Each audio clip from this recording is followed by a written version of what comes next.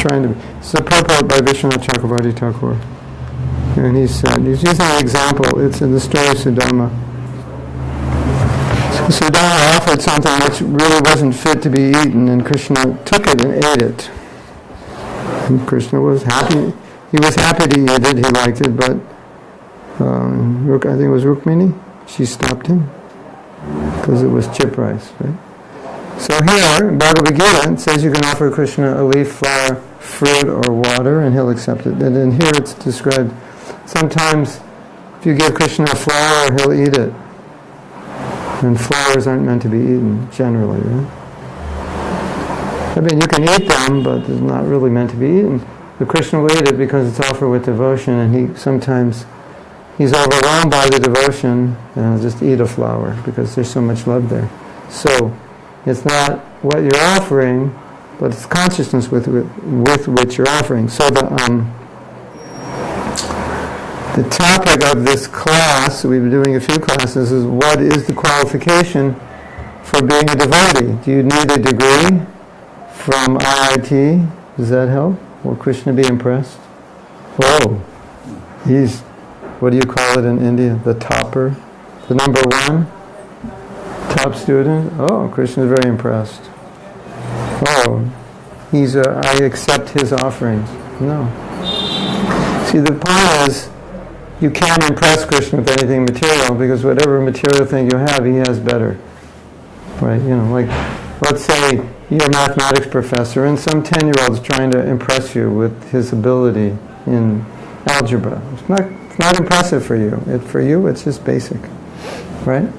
So if you try to impress Krishna with anything material, it's just not going to impress him. But he's impressed by bhakti. So you don't need material qualifications. So even a very simple person can enter into bhakti and be loved and appreciated by Krishna. And a very qualified person may not be, if they think their material qualifications are necessary for their entrance. Can you hear me now? Is it all right? I hope. Krishna Govind, yeah. Should be able to hear. So, there are many stories like this. You know, when Krishna came to the home of Vidura, it was unannounced, and Vidura and his wife were overwhelmed, and as we're told, the story is she peeled the banana, and was so overwhelmed that Krishna had come, she accidentally gave the peel instead of the banana, which you could understand. If you get excited, you could do something like that, right? She was so excited, she just her mind wasn't working. And Krishna ate the peel. So for Krishna, the peel of the banana, for him, he doesn't have a material body, so it's not like the peel doesn't taste good and the banana does. Because he's only tasting the bhakti. So the actual taste of something is that tastes good to us. We have material senses, so we discriminate. But he doesn't have a material body. So for him, banana peel, banana, what does it matter? Rice, cooked, ghee, no ghee, chipped, uncooked. If it's saturated with bhakti, it tastes good. And if it's not, it doesn't. So Duryodhana, as you may know, invited Krishna to his home. And Krishna said, no, I'm going to go eat with Vidura. But Vidura was considered Shudra. So it didn't make sense that Krishna would go there. And Krishna said, why would I want to eat your food? You don't like me. So even we wouldn't want to eat at the house of an enemy. And we are an image of Krishna. So, yeah. We're an image of Krishna. So if we're like that, don't assume Krishna wouldn't be that way, right? Like sometimes we say the best food is the food cooked by our mother. It may not taste better than a restaurant, but it feels better, right? Sometimes, I don't know if they do this here, but in America, you'll have a restaurant and it'll say home cooking. So it's like supposed to taste like or be in the mood of your mother's cooking, because your mother loves you, so it tastes better. It's more, or at least it's more comforting.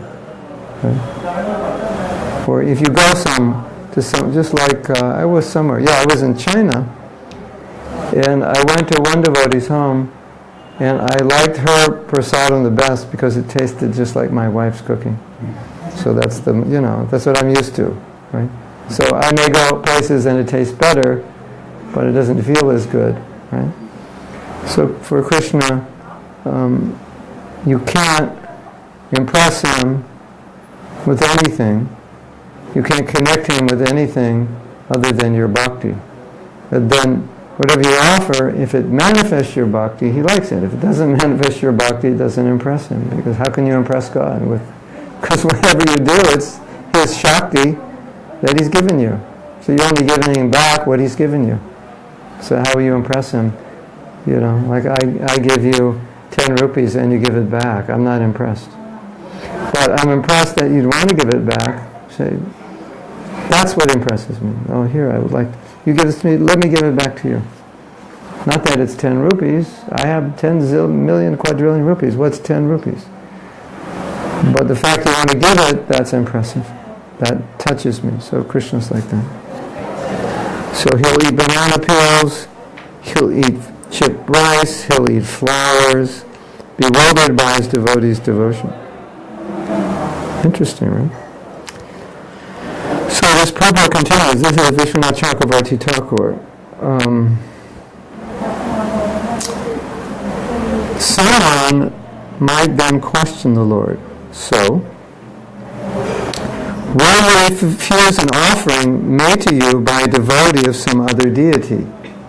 Like a devotee of Durga, a devotee of Shiva, a devotee of Ganesh, Morga. Will you, if that devotee comes and offers something to you, will you accept it? Who knows what Krishna says? The question is, will you refuse to eat it made by a devotee of some other deity? And Krishna says, yes, I will refuse to eat it. Why? Because there's no bhakti.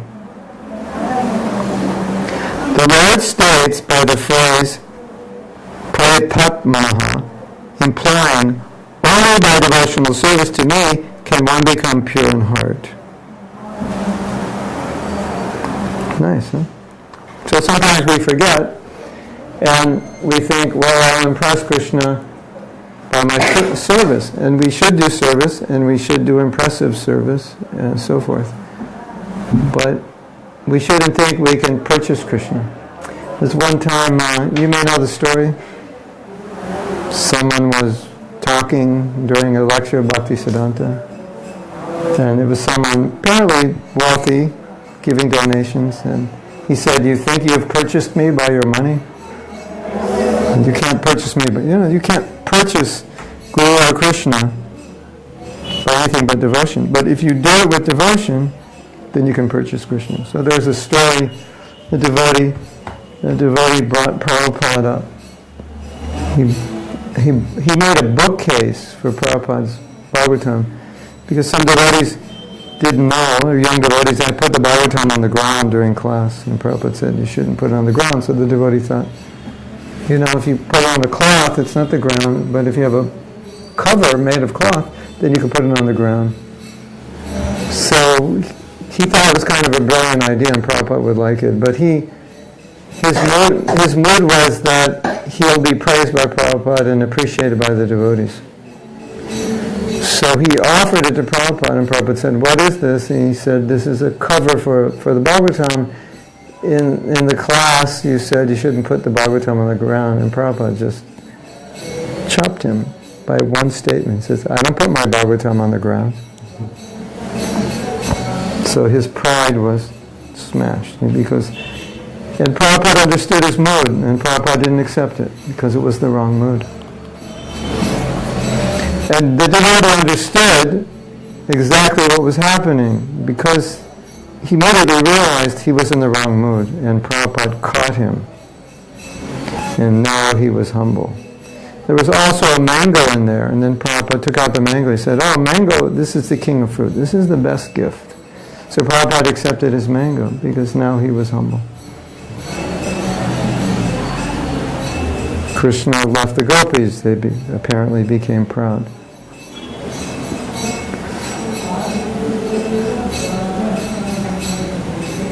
And so there's so many stories like that.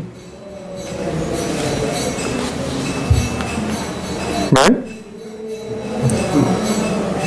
So it's not that we don't try to do service, whatever it is, make something nice, offer it as best we can. But we shouldn't think that's going to replace the bhakti. Like I can do that. It's about I don't have any bhakti, I'll just do something external and Krishna will be happy. Yes, if you open a temple, if you distribute books, you do so many things, certainly he'll be happy. But if it's devoid of bhakti, it misses the point. Then why are you doing it? To show off? So we at least have to remember that's the thing that will please Krishna. Now you could say, but if I have bhakti, I'll distribute the books, I'll open the temples, I'll open the bhakti vriksha, which is true, but it may not always be true. You may be doing it just to impress people. But you gave the most money, you opened the most temples, you opened the most bhakti vriksha centers, you distribute the most books. You could do it for that reason. And then you spoil your offering. The reason you spoil your offering is just like when we offer bhoga, we cover it so no one will enjoy it. So if you're serving to get something for yourself, then you're trying to enjoy the service. So it's like eating the offering before it's offered to Krishna. Like, okay, this is meant for Krishna's enjoyment, but I'm going to do it so I'll become respected amongst the Vaishnavas. So then I will enjoy the offering that was meant for Krishna. So then how can Krishna enjoy it? Because you're trying to enjoy it. Right? So that's important to understand. Okay. Nice purport, right? Something may or may not be impressive and pleasing in its own right, but when my devotees offer to me with devotion, with the expectation that I will enjoy it, it gives me great pleasure. With the expectation that I will enjoy it. They offer it to me with the expectation that I will enjoy it. It gives me pleasure. Not offer to me with the expectation that I'll be glorified. Then it's ruined. Right? Yes?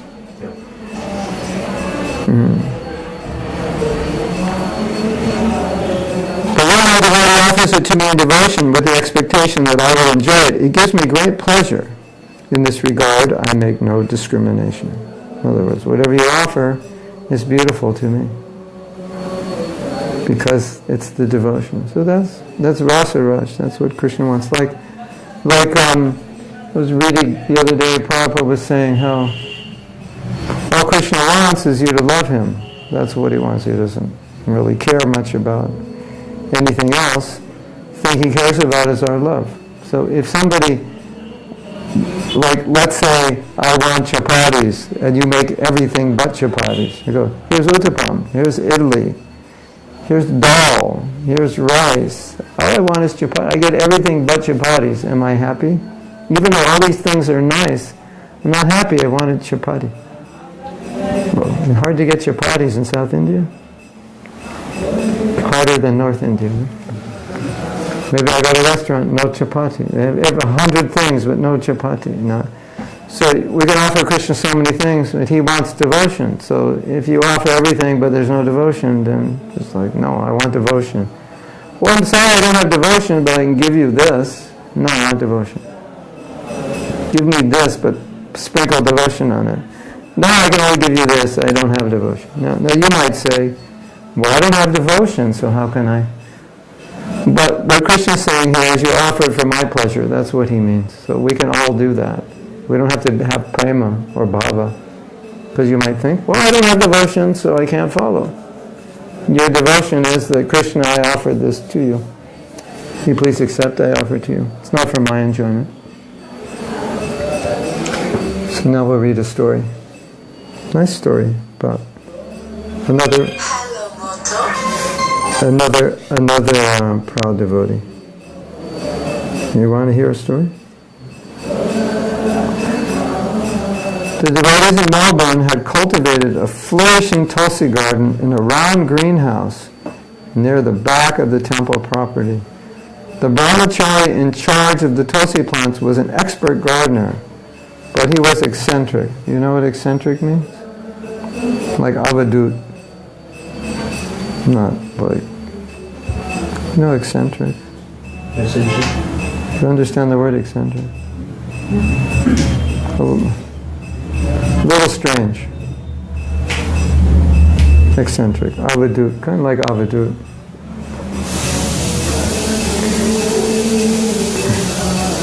He also seemed to think his service was most glorious and that other services were inferior. So he thought, well, I'm doing better service. I am cultivating tulsi. So he was becoming proud. So he was introduced to Prabhupada.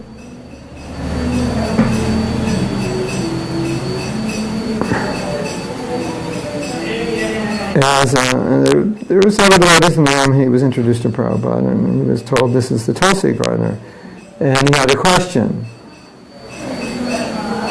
The devotee gardener asked Prabhupada how many tulsi leaves should be placed on Krishna's plate for the offering.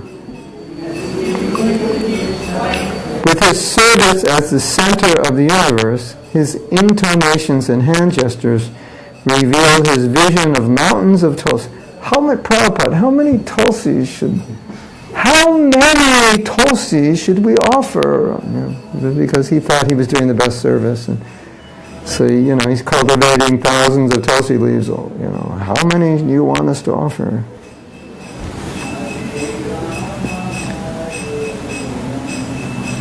His vision of mountains of tulsi leaves on Krishna's plate that would dwarf the tiny helpings of rice, dal, chapatis, and sweets. We expected Prabhupada to praise the gardener for his ability to grow luxuriant tulsis, but Prabhupada simply looked at him for several seconds and then said, one.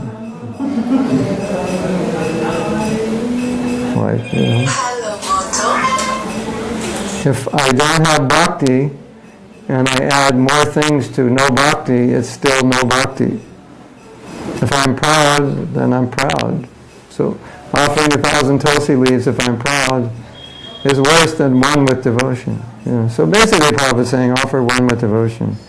At one time the devotee, he was early in the movement, and he wanted to chant 25, or he already was chanting 25, and Prabhupada, understanding that most likely he wasn't even chanting 16 good rounds, said, first chant 16 good rounds before like 25 bad rounds doesn't really help. 16 good rounds is better than 25, right? 16 good anything is better than 25 bad anything, generally. So 16 with devotion better than 25 with no devotion, right? You agree? So that was Prabhupada's point. Now, there's the verse, Bhagavad Gita, Patra Pushpam Padam Tayam, Yame Bhakta Payachiti, Tadaham Bhakta Paritam, Vishnami Paritatmana. The Prabhupada makes a simple point here, which is what we've been talking about lately. For an intelligent person, it's essential to be Krishna conscious in order to achieve a permanent blissful abode for eternal happiness. So if you want to go back to Godhead, there's no like you can't dig a hole under the ground to the gates of the spiritual world. You can't sneak in. Without qualification, you can't get in. There's spears guarding every direction. You'll be kept out. So if you want to go back to Godhead, there's only one way. You need love. You need devotion. You can't. It doesn't matter how many artiques, how many donations, how many this or that. If you don't have love, you don't get in. You might go to the gate and they may say, no, you can't come in. You say, but I did 1,700 artiques, I did 3 artiques a day. That was, 1,000 a year. Well, actually, I did 30,000 artiques, right? 1,000 every year. I've been a devotee 30 years, so I should be able to get in. No, but we can see in your heart there's lust, there's anger, there's greed, so you can't come in. So you need, it's kind of like, we're kind of like a dog that bites, Like, let's say you have a dog, and another stray dog comes in. You think, maybe I'll keep this dog, but he bites. No, you can't. You can't stay here, you'll bite my children. So it's like we come into the spiritual world, no, you bite, you can't come in.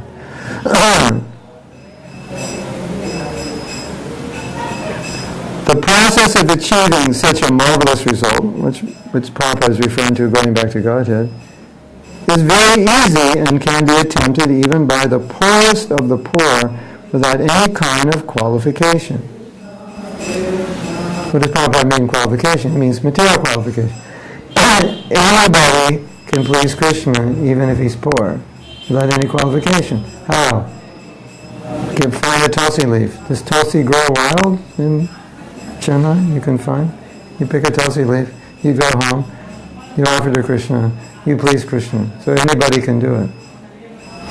If you have some qualification to please Krishna materially, then something weird with the audio. That means it's not good. I have no control of the audio. Unless this mic is going bad. Must be Mercury retrograde tonight. Everything technologically is going wrong.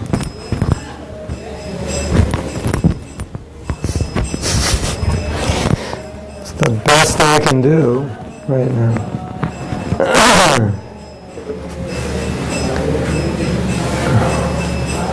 So, if material qualification were necessary to please Krishna, then like only university graduates could become devotees. And everybody else, like forget it. And Krishna would be like looking at your grade point average or your bank balance, or obviously not so. So that's an important point. The process of achieving such a marvelous result can be attempted by the poorest of the poor without any kind of qualification. The only qualification required in this connection is to be a pure devotee of the Lord. It does not matter what one is or where one is situated. The process is so easy that even a leaf or a little water or fruit can be offered to the Supreme Lord in genuine love, and the Lord will be pleased to accept it. No one, therefore, can be banned from Krishna consciousness because it is so easy and universal. So, this might relate to you in terms of caste and other material qualification that may affect India, but the context we've been discussing it is sometimes people feel that they're just bad, they're low, nothing's good about them, so why would Krishna accept their offering? And I'm just very dirty. I did so many sinful things before I was a devotee. I ate meat, or I drank liquor, or I smoked cigarettes. I had girlfriends, or whatever I did. So then they think that Krishna wouldn't accept me. Because, traditionally in Vedic society you could say, yeah, he wouldn't, because you need to be a Brahmin. And you're not even born in a Brahmin family, so maybe you'll have to take another birth, be born in a Brahmin family, and be born a man, then you can go to Gurukula, and you can get Diksha, and then, okay, you're okay. So that kind of thinking might be there, right? But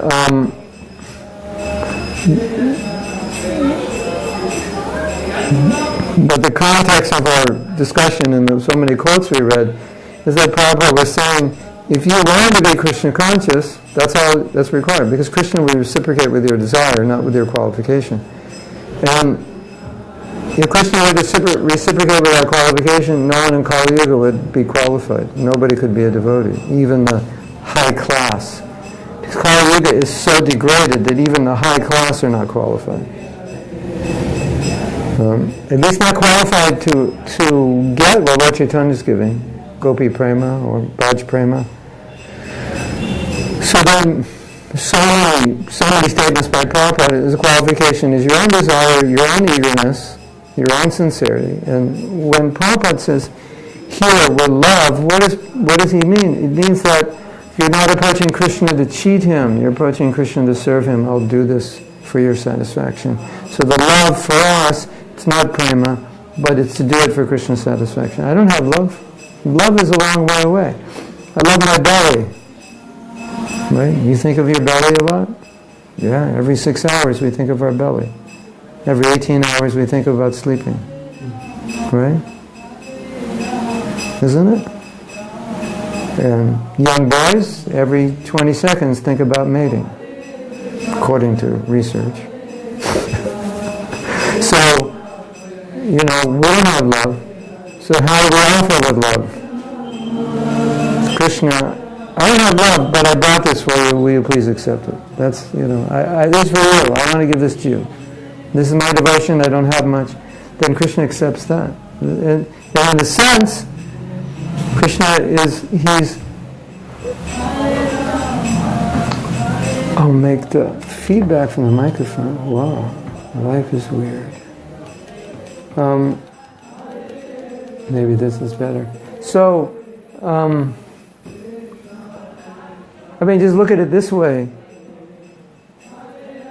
If you don't feel you have material qualification, if you feel you've done things which were not proper, or even you were religious, but you were religious materialistically, now you've become a devotee, in one sense, your offering to Krishna is more glorious because there's more obstacles.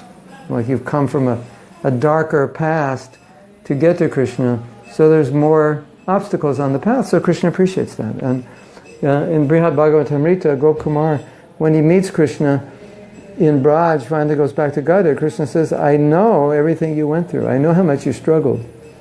So when you're struggling with your own nature and you continue with determination, he likes that.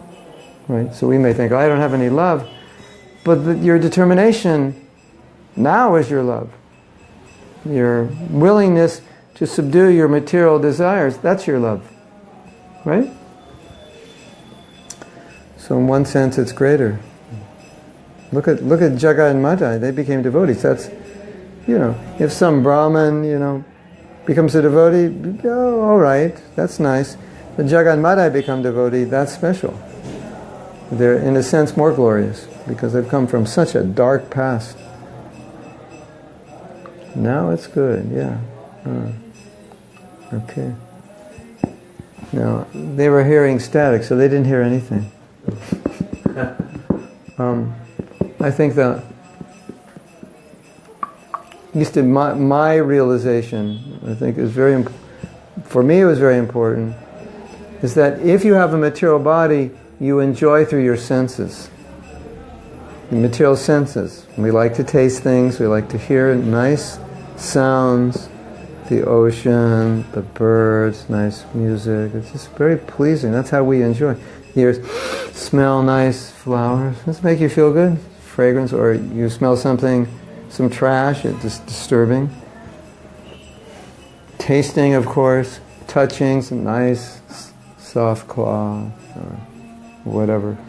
So because we have a material body, we enjoy through our senses. But if you have a spiritual body, you don't enjoy materially. You don't enjoy through your senses. Your body is Satchidananda. This body is not Satchidananda. That's why we get some quote-unquote ananda through sense gratification. But if you have a spiritual body, the very body is made of ananda. So what's like to enjoy? There's no physical enjoyment. So if you want to satisfy someone who has a spiritual body, can't satisfy it with something material, because they don't have material senses, so they don't enjoy that way. Right? So what is Krishna may enjoy seeing his devotees because his devotees have devotion, but he's not going to enjoy seeing someone who's not a devotee, even though they're very beautiful. We might enjoy that. Oh, you see some beautiful model. Oh, she's so beautiful. But there was a story, and Mahaprabhu was describing the glories of the Lord, and someone heard it and said, oh, this is not true. This is exaggeration. Immediately Lord Chaitanya ran in the Ganga, because he said, here's an offender to the holy name. And he said, anyone who sees his face, immediately you run in. He ran in with his clothes on. He said, anyone who's seen the face of this person must immediately run in the Ganga and bathe. Now, he might have been very beautiful, let's assume, for the sake of this story, he was very beautiful, but he was an offender to the holy name.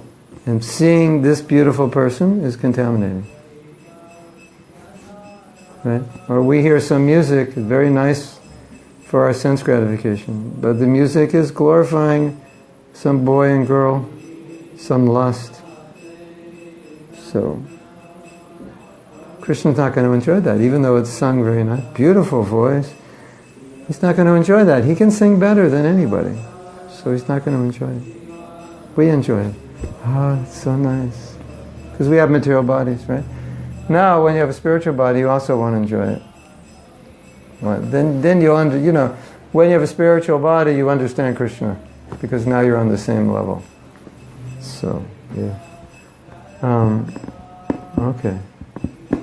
So that's all I wanted to say. Anyway, if you have any question, we'll wait till they finish Arti, then we'll start the next class. Or doubt.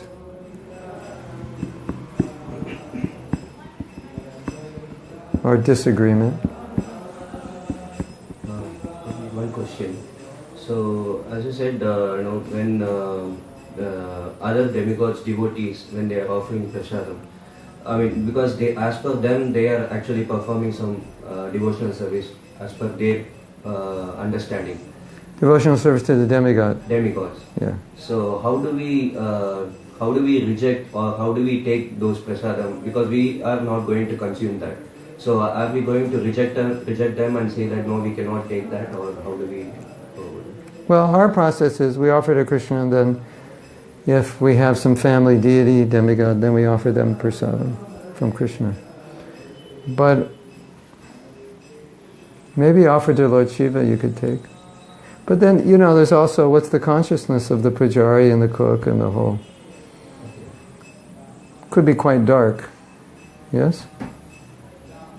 So generally Shastra says that what Shastra says, if you're trying to cultivate bhakti and you associate with people who aren't cultivating bhakti, it's going to infect your heart. Whether it's a demigod worshipper or materialist. There's not a lot of difference in general. There may be some exceptions, but in general, if someone is worshipping a demigod solely for something material, it's not a whole lot different than somebody rushing to work to open their shop and make a lot of money. It's just one step better because they recognize they're not the ultimate controller. So that means if they want to be Krishna conscious, they're a little bit closer. But that can also be an obstacle. But the consciousness is very similar. At least the motive is very similar. So the Shastra says, better to be, if you had to be locked up with demigod worshippers, better to be in a cage of fire, because your spiritual life will be killed by their association. That's the implication.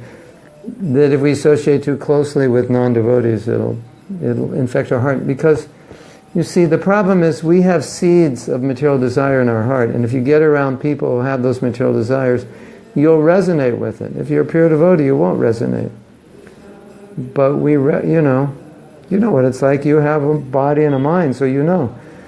If you get around somebody that's materialistic, you can see that it connects with your, subconsciously, your desires that you're now trying to control as a devotee. And so that frequency just... We're so conditioned materially. And all the advertising, the movies, the novels, they play into that conditioning. So it resonates with people. They relate to that story, relate to the situation.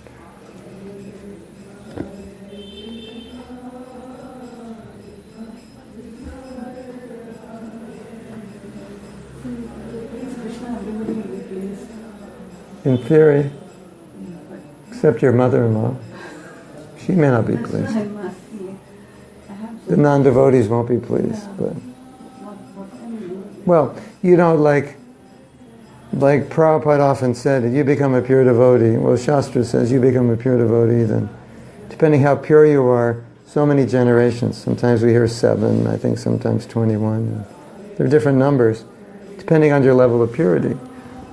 So in that way, they're pleased. They're liberated. You give them the highest gift you could give them. But consciously right now they may be displeased. So this is a difficult situation for everyone, because it doesn't appear that everyone's pleased by our bhakti. It appears that a lot of people are not pleased by it. Right?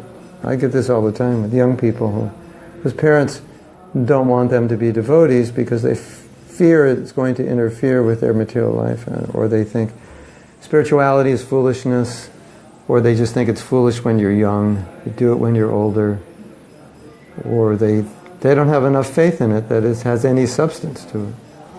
And these young boys and girls really are devotees. They really want to be devotees. They're probably devotees in their last life, and they're born in families where the parents are not supportive.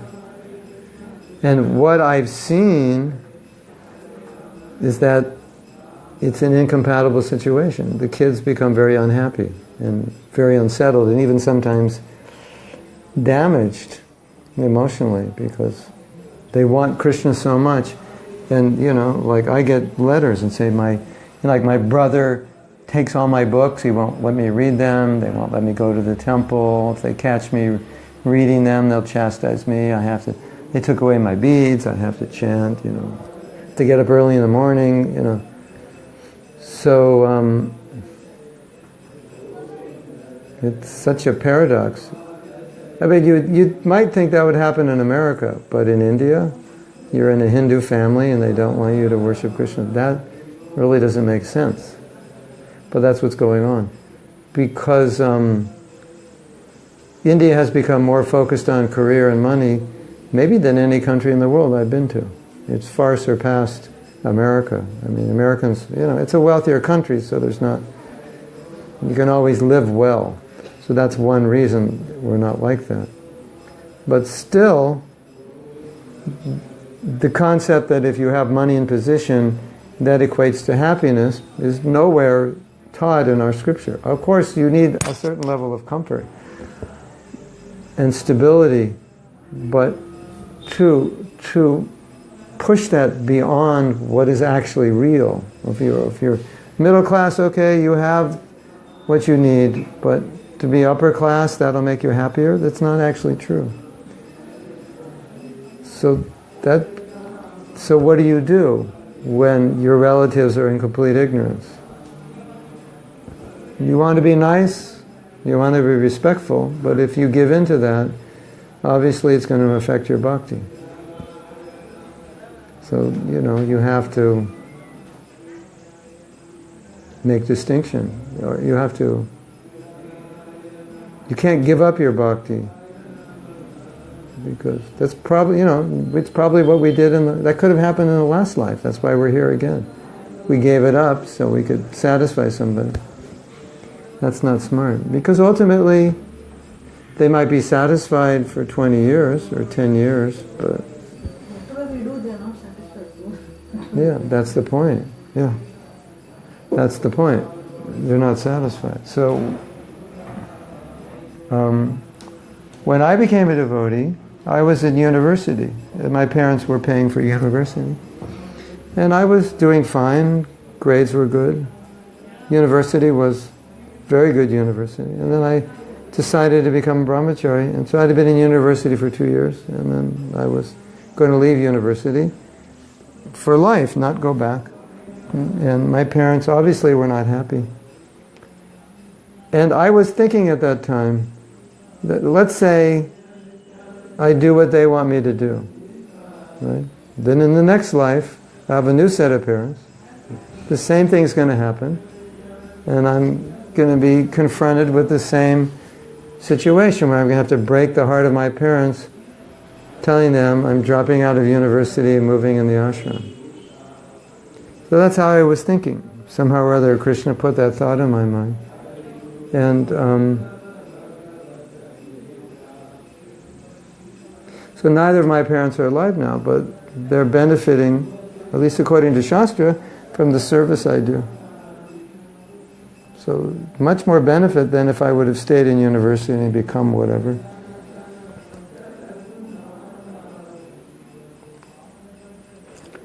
So it's a challenge for the children, and it's a challenge for the parents. But in many ways it's worse in India, and it's an extreme paradox. The materialistic influence has affected some people in India to the point where they're losing faith in religion, or they see religion as an obstacle to material progress. Which, I mean, I can understand, 100 years ago, there's a lot of religion and not much progress. Now there's less religion and more progress. But, of course, from our perspective, we don't call that progress. That progress is just speeding up the process of going to hell. If you call a big crowded city progress, that's not really progress. Okay, we're going to end class right now. Hold on a minute, and we're going to move into another room, and we're going to give another class, and we're going to broadcast it just for you. Live on Facebook, don't go away. Tell your friends, Mahatma Das, Facebook page, they can watch the class tonight. I'm just going to move it in the next room, okay? Hare Krishna. All glories.